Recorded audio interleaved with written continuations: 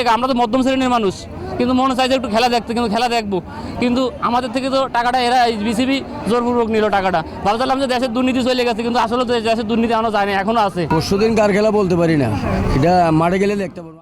Bangladesh premier league শুরু হলেও ticket সংগ্রহ নিয়ে দর্শকদের মধ্যে তীব্র ভোগান্তি দেখা দিয়েছে।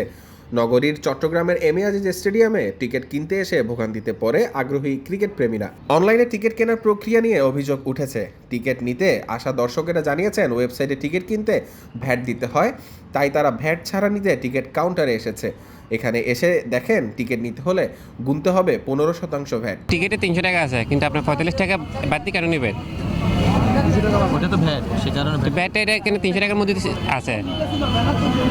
আর হ্যাঁ, প্রথমে প্রচলিত হয় না কেন?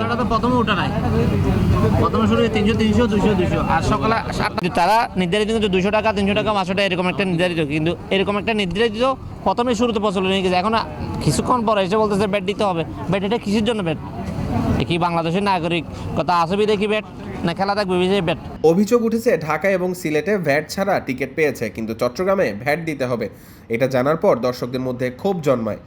দর্শকের মতে ব্যানারে ভ্যাট উল্লেখ ছিল না, তাই তারা ভ্যাট দিতে অনাগ্রহ প্রকাশ করেছেন। মেন সমস্যা হচ্ছে এখানে যদি লিখে দিত তাহলে প্রবলেমটা হতো না, সবাই দিয়ে দিত।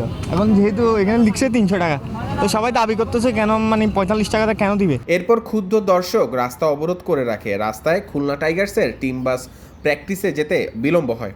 পরে পুলিশের সাহায্যে দর্শকদের সরিয়ে টিম বাসটি যেতে দেওয়া হয়। টিকিট বিক্রয় কেন্দ্রগুলোতে দীর্ঘ সময় লাইনে দাঁড়িয়ে থাকার পরেও টিকিট না পাওয়ার অভিযোগ করেছেন দর্শকেরা। ভ্যাট দিয়ে হলেও অনেকে টিকিট নিতে আগ্রহ প্রকাশ করেছেন। সকাল 6টা 7টা থেকে লাইনে দাঁড়িয়ে তারপরও টিকিট পেতে দুপুর 12:30টার পর হয়ে যায়। সকাল 6টার দিকে আসছে, এখানে কোনো ধরনের টিকিট পাওয়া যাচ্ছে না। এই সকাল অনেকে আসছে 6টা বাজে, অনেকে 6:30, অনেকে 7টা এরকম। তো 7টা থেকে আসছে আস্তে আস্তে প্রায় ওদের টিকিট, যারা টিকিট দেবে ওদের 9টা 9:30 বাজে আসার কথা ছিল, ওরা আসেনি। তখন ওরা আসছে প্রায় 10:30 বাজছে। এ নিয়ে ক্রিকেট প্রেমীরা বিপিএল কর্তৃপক্ষের প্রতি ক্ষোভ প্রকাশ করেছেন। ব্যানার ছিল ওদেরকে 200 টাকা করে লেখা ছিল, কিন্তু এখন আমরা টিকিট কিনতে দেখি যে 230 টাকা। এরা ব্যাট বসাই দিচ্ছে, কিন্তু গত বছরও কিন্তু ব্যাট ছিল না, এবারও কিন্তু ব্যাট ছিল না, সিলেটেও ছিল না, ঢাকাও ছিল না, কিন্তু এখানে চট্টগ্রাম ব্যাট বসাই দিচ্ছে। 200 টাকার টিকিট বিসিবি থেকে এখন বলে দিচ্ছে 230 টাকা করে, তার 240 টাকা রাখছে। কেন এমন হয়েছে এই বিষয়ে জানতে চাইলে বিপিএল কর্তৃপক্ষ এই বিষয়ে এখনো কোনো আনুষ্ঠানিক বক্তব্য দেয়নি। তবে দর্শকদের ভোগান্তি দূর করতে দ্রুত টিকিট দেওয়া শুরু করে কর্তৃপক্ষ।